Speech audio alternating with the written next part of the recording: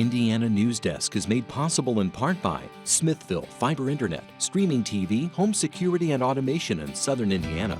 More information at smithville.com. MALLOR GRODNER attorneys providing legal services to clients and the community. Understanding, expertise, results. Bloomington and Indianapolis. LawMG.com. IU Alumni Association connecting IU's network of alumni and sharing the Indiana spirit through scholarships, advocacy, and volunteerism. Alumni.iu.edu. IU Center for Rural Engagement extending IU Bloomington resources to improve Hoosier lives in partnership with communities and organizations. Rural.indiana.edu. And by WTIU members. Thank you. Coming up on Indiana Newsdesk. Legislation making its way through the State House would help alleviate a dire need for nurses in the state, which now has around 4,000 open positions. We're going to need 5,000 more nurses on top of that in the next 10 years to meet the demand. Ahead, we talk to the president-elect of the Indiana Nursing Association. Rising rental rates are making it even more difficult for persons just getting out of jail to find housing. A lot of guys that get out that don't got the opportunity to be in position to work and to have housing, it's just you fall back into the same trap. Programs such as Robin and Trisha's House and New Leaf, New Life are working to help make the transition to freedom easier. And LGBTQ advocates rally at the state capitol this week as the Senate debates a bill that would ban transgender girls from girls' sports. Those stories, plus the latest news headlines, right now on Indiana Newsdesk.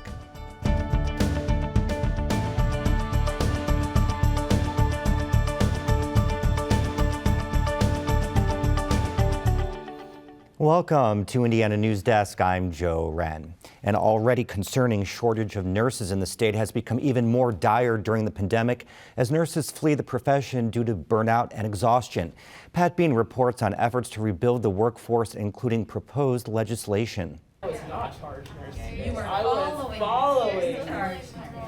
Oni Thomas isn't deterred by the current state of the nursing profession. She was accepted into the Ivy Tech nursing program just as the pandemic was beginning 2 years ago. I knew that a lot of people going into the profession, they were kind of hesitant because they didn't know what was going on, but really it made me want to do it more because I just wanted to help people. National studies show that 1 in 5 healthcare workers have left the profession since the pandemic began. They often cite the added stress of record hospitalizations and deaths due to COVID-19. And a survey by the American Association of Critical Care Nurses reported 2/3 of intensive care nurses have considered leaving their jobs. By the end of this year, the Bureau of Labor Statistics estimates nearly 500,000 nurses are expected to retire. I think fatigue, burnout, compassion fatigue. I tell my students, you're going to see people who are having the worst day of their lives. And when you do that every day, it does take a toll. Reinhardt has been at Ivy Tech since 1984 and says the demand for more nurses has been constant. But I think it has gotten a lot worse because of the pandemic. The need is greater.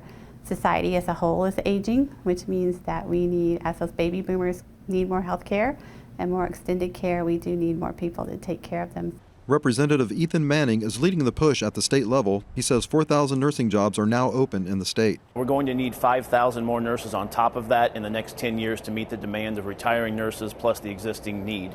So to do that, we have to have 1,350 additional graduates from our nursing schools each year for the next 10 years. Manning, a Republican representing District 23, authored House Bill 1003. It loosens degree requirements, allows more simulation training, and lowers the number of required full-time faculty at a nursing school. The bill passed through the House with near unanimous support and is now in the Senate. Manning says he expects some amendments to address the concerns of four-year universities and the Indiana Nursing Association, but nothing to keep the bill from becoming law. It's been a problem for a long time, but it's gotten even worse due to the COVID-19 pandemic. So I do anticipate in future years we'll have more legislation like this, but this is a great first step. Those in the healthcare industry are happy the state is getting involved. We hope that House Bill 1003 can be the first step in really a moonshot approach to how we address our healthcare workforce shortages. As far as big ticket items or the dollar amounts, I'm looking forward to next year when the budget is done. And I'm hopeful that we'll see a real investment there. The good news is more people are applying to state nursing schools than can be accommodated. Reinhardt says Ivy Tech turned away 300 student applicants statewide last year. Ivy Tech enrolls about 160 nursing students on its Bloomington campus. There's a tremendous opportunity now for people to get into the field, but it's a profession that requires a lot of training. So we're doing what we can with some legislation here in Indiana and at the State House to try to help expand the pipeline. But the cavalry is not right around the corner. It's going to take a little bit. But because of the shortage, nursing jobs are there for the taking. We have so many employers who are asking, can we speak to your graduates? Can we come to your classes? More than we can actually accommodate, but our graduates always have jobs. Reinhardt says Ivy Tech has received positive feedback for expanding its programs to help fill nursing needs in more places than just hospitals. The military medic, the paramedic, and the medical assistant, they're very excited that we're offering those tracks, especially the military medic to ASN program. That may keep somebody in the healthcare field who normally might not have stayed in healthcare. Now a senior, Thomas says she's eager to be part of a much-needed new wave of nurses. So I know a lot of people are like really hesitant, like, oh, I don't want to do this, but I'm just like, let's go, let's rebuild this, let's get it great again, because nursing is such a great profession and it's always going to be needed. Now, more than ever. For Indiana Newsdesk, I'm Pat Bean. We're joined now for more on this story by Brian Arwood, the president-elect of the Indiana State Nursing Association. Welcome to the show, Brian. Thank you, sir. So as we just heard, shortage of nurses is nothing new, but it's really been exacerbated by the pandemic. So what are you hearing from nurses? Well, we as nurses, we're tired. We've been on the front line of this pandemic from the very beginning. We want help. We want people to trust in science and take precautions and be safe. Our nursing workforce is facing burnout, increasing retirements, prolonged high patient volumes, and it's creating this staffing crisis. We're dedicated to working toward statewide steps to provide greater support for not only for our nursing workforce pipeline, but also for our nursing workforce currently in practice. In response to the nurse staffing crisis, we encourage innovative change while remaining vigilant of long-term repercussions for the profession and the care in which we Hoosiers receive. The author of House Bill 1003 said four-year colleges and the Nursing Association have some concerns about the bill that still needs to be addressed. What are those? Well, at ISNA, we understand that the intent of the bill is to help to provide more nurses to the state of Indiana, which is sorely needed. Many nurses in academia are concerned that loosening restrictions on nurse programs, nurse education programs, can have a negative impact on the quality of education that nursing students receive. So we're hopeful that there's more of a balancing with enrollment expansion against quality safeguards. ISNA is obviously very appreciative of the attention that the bill has brought to the current staffing shortage to both the Indiana legislature and the public. And we hope that everybody does understand House Bill 1003 doesn't fully solve the staffing crisis that we're in, the staffing shortage, and that we're going to need to have continued conversations, and they're crucial for our nursing landscape. Future policy discussions are needed to further improve our nursing workforce pipeline and to provide greater support to our nursing workforce. Brian, we hear a lot about how nurses who will contract for travel jobs, working a number of months at one hospital and then moving to another. Is that something you encourage, or is that good for the profession? Well, it's neither good nor bad in and of itself. Travel nurses are taking opportunity to travel, to get novel experiences across the United States and across the world in some instances, and they're getting really interesting perspectives. Travel nursing positions and the prevalence at which we're seeing them currently, that's just indicative of the shortage overall. And they fill a need. They share their expertise. They have to be experienced nurses in order to provide this care. That they're just so prevalent right now is just a symptom of the shortage overall. Okay, Brian, we have to leave it there. Thank you so much for your time. Appreciate it. Thank you, sir. Well, pressure is mounting for Hoosier lawmakers to toss out a bill that would ban transgender girls from girls' school sports. Indiana Public Broadcasting's Jeannie Lindsay reports LGBTQ advocates rallied at the State House ahead of the bill's hearing in a Senate committee Wednesday. Lawmakers in the Senate were faced with a group of protesters rallying outside the chamber ahead of the bill's second public hearing. And when trans kids are under attack, what do we do? Many of the criticisms have remained the same, like concerns about how it would negatively impact the mental health of and limit opportunities for transgender children. Connie Thompson is a transgender woman from Martinsville and says athletes have all kinds of physiological traits regardless of their assigned sex at birth. There is no way to separate out trans girls without excluding a lot of cis girls too. The committee heard hours of testimony, mostly against the bill, but did not vote on it. For Indiana Public Broadcasting, I'm Jeannie Lindsay. Activists protested at Indiana University's campus this week to demand IU stop investing in fossil fuels. Indiana Public Broadcasting's Rebecca Thiel reports Sunrise Bloomington says other universities have already shown it can be done. All together. The people will rise, the people will rise, the people will rise. Burning oil, coal, and natural gas releases greenhouse gases into the air and leads to more intense flooding and heat waves in Indiana. Sunrise Bloomington wants IU to get rid of its fossil fuel investments and reinvest that money in businesses that promote sustainability. Allison Aldi is studying for her master's in environmental health at IU. She says the university claims it's creating a more promising future. If they're sending their money to fossil fuel industries, they're not only not allowing for a livable future, but they're destroying the idea of even having a livable future. Harvard, Georgetown, and the University of Michigan are just some of the colleges that have already divested their funding. There's a precedent that's already been set for this being done, and so IU has no excuse to not be a part of that movement. The IU Foundation hasn't disclosed how much money the university invests in fossil fuel industries. A financial audit shows the foundation invests some money in private energy, mining, and minerals. I hear the voices of my generation saying we must divest now. For Indiana Public Broadcasting, I'm Rebecca Thiel. Coming up next on Indiana Newsdesk. Higher rental rates are just one more obstacle facing those trying to make the transition to life after incarceration. And Bloomington's annexation battle could end up in the courts as the city and county don't see eye to eye on how to count remonstration waivers.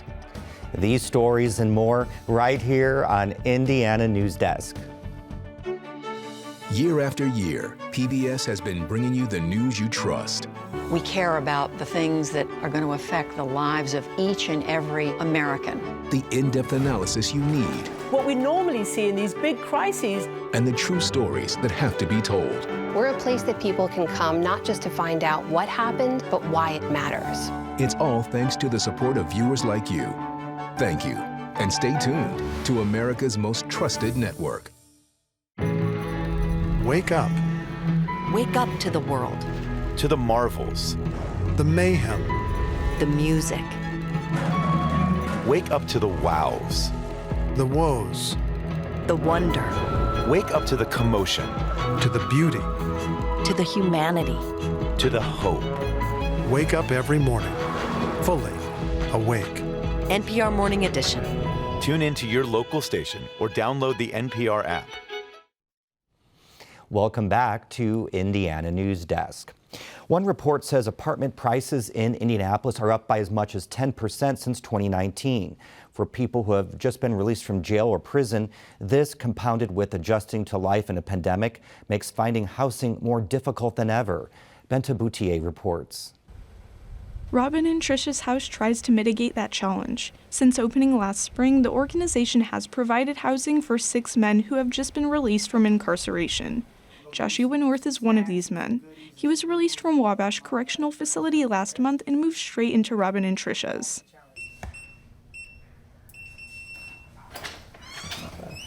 He says having the housing support offered through Robin and Trisha's makes a big difference in someone's chances for success. You go back to what you know, right? You go back to what is easy for you. And a lot of guys that get out that don't got the opportunity to be in position to work and to have housing, it's just you fall back into the same trap. Like you get out and you're like, okay, well, I'm gonna do it this way. But when you get out into the same environment, into the same situation, 99% of the time, you're going to go back into that lifestyle. Right now, he's working in commercial services through Goodwill and is looking for long-term housing. North says it's tough to find a landlord who will give him a chance, especially when applying for apartments has gone mostly electronic and he has felonies on his record. The technology situation has been a hurdle for me, you know, because it's just like last time I was on the streets, there was flip phones and like it was just different. Now everybody wants to see you via the phone, and a lot of places that I call, like, it goes directly to voicemails and they'll get back at you. And when that happens, you just kind of lose hope. To be released from prison, you must provide an address where you will be staying, though that can be a shelter. And in Indiana, it is legal for landlords to reject housing applicants based on criminal record. Katie Norris founded Robin and Trisha's. She says the surge in rental prices makes landlords more selective. The goal of her organization is to find people housing within 3 months, which they've met so far. There's guys that come in there and don't need the whole, they'll be out within a month, or they just, need a month and a half or 2 months. Then there's some guys who take a little bit longer. Criminal records make it the hardest. Criminal records and evictions. That's what makes it take the longest to find housing. The pandemic has created more barriers to people getting help.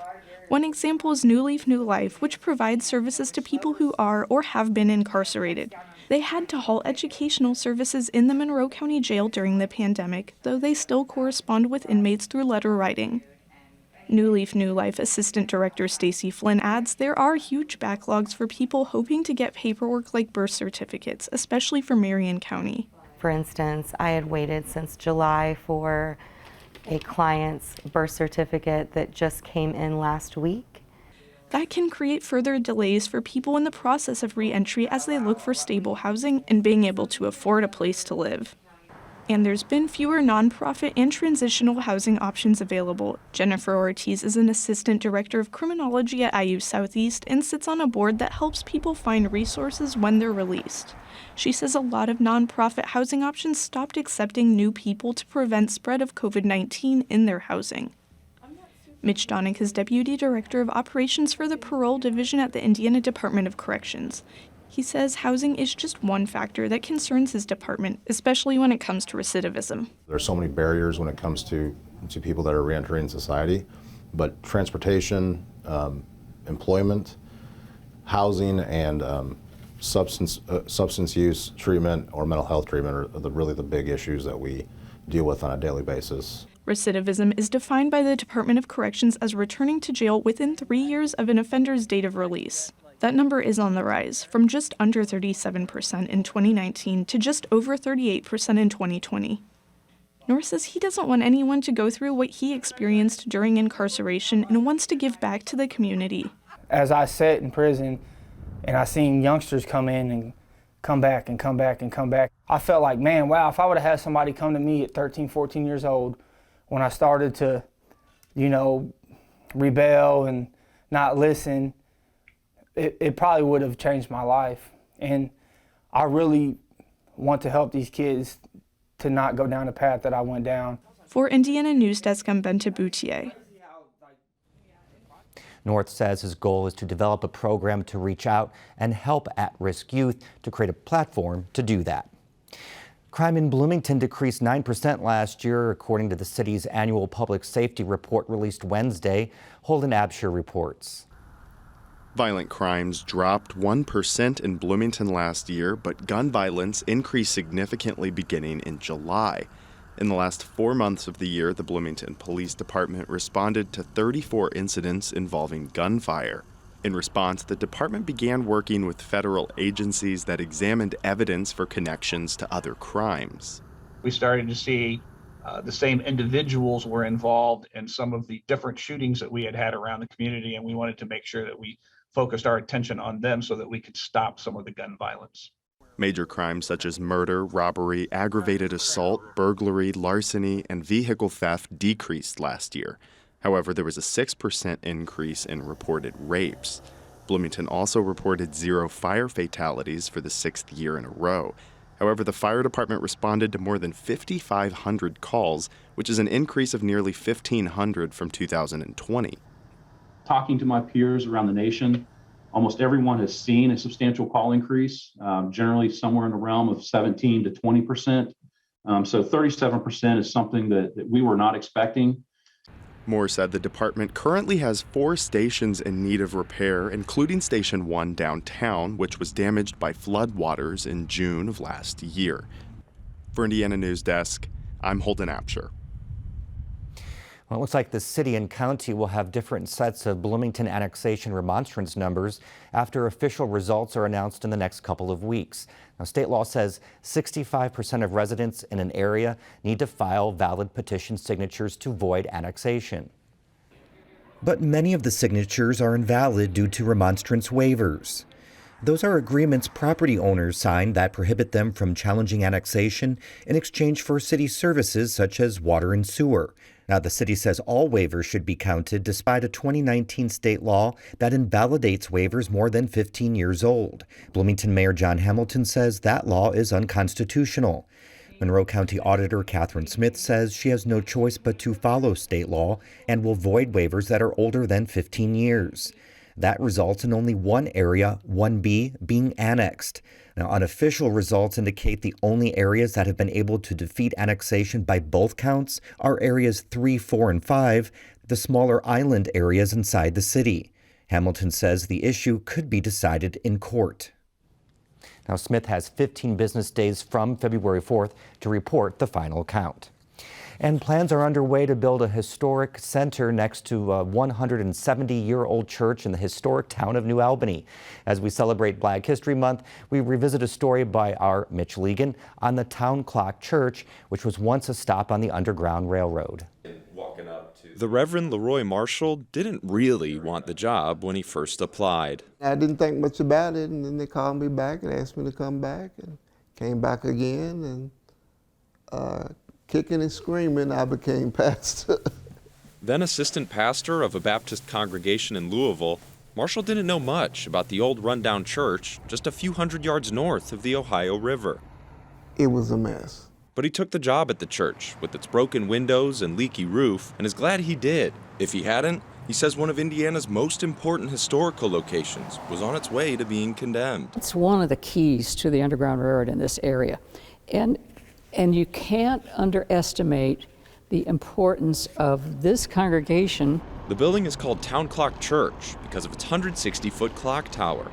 It was built in 1852 for a congregation of Presbyterian abolitionists. New Albany's location on the Ohio River made it a hub for commerce and shipbuilding, and its position right on the Mason-Dixon line made it a hub for African-American activity. It was just an extremely important area because of the African-American communities on both sides of the river helping each other, and then the connection with the community here and the New School Presbyterians at this particular place. Since New Albany depended on business with Kentucky, the city had a reputation for being pro-slavery. But convinced of slavery's evil, the Presbyterian congregation went out of its way to help escaped blacks, and the church became an integral stop on the Underground Railroad. So the idea maybe have been to give them shelter here for a night, maybe down here, maybe not. I mean, sanctuary is called sanctuary for a reason. Peterson says the church itself was likely more of an organizing place for local abolitionists, and much of the actual work would have occurred at missions established on the riverbank. They helped them there with food, with clothing, with, yes, a way to get out of this dangerous Ohio River Valley. Those who made it to New Albany weren't safe by any means. Slave catchers were often in hot pursuit, and the nation's fugitive slave laws meant returning enslaved people to Southern owners could be lucrative. And while the end goal was to get to the wilderness north of Salem, those who saw the church's soaring clock tower knew freedom was within reach. Word passed around with them that this was a place of safety, that if they could just get over here, it was like a pot of gold. If they could just get across to that, over that ribbon of water to that church. So in 2012, when the church was nearing its last legs, Finn, Marshall, and a group of community leaders formed Friends of the Town Clock Church. Earlier fundraising efforts collected $350 auctioning commemorative bricks, but the group estimated it'd take almost $500,000 to refurbish the church. Most people, when they heard $480,000, said, "We are crazy. There's no way that would happen." But it did, and it shattered expectations. Today, the church has received nearly $1 million, enough to replace the steeple that had burned in 1915.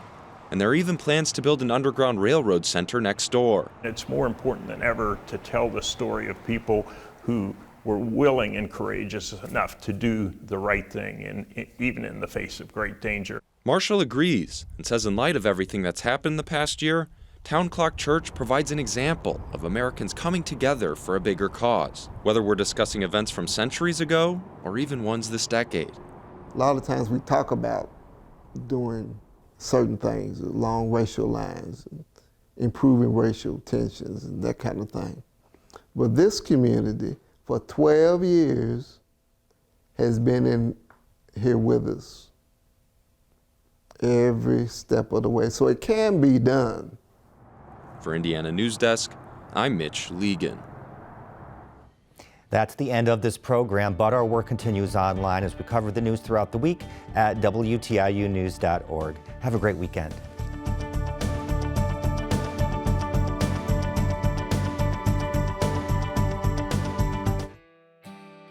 Indiana Newsdesk is made possible in part by Smithville Fiber Internet, streaming TV, home security and automation in Southern Indiana. More information at smithville.com. MALLOR GRODNER Attorneys, providing legal services to clients and the community. Understanding, expertise, results. Bloomington and Indianapolis. LawMG.com. IU Alumni Association, connecting IU's network of alumni and sharing the Indiana spirit through scholarships, advocacy, and volunteerism. Alumni.iu.edu. IU Center for Rural Engagement, extending IU Bloomington resources to improve Hoosier lives in partnership with communities and organizations. Rural.indiana.edu. And by WTIU members. Thank you.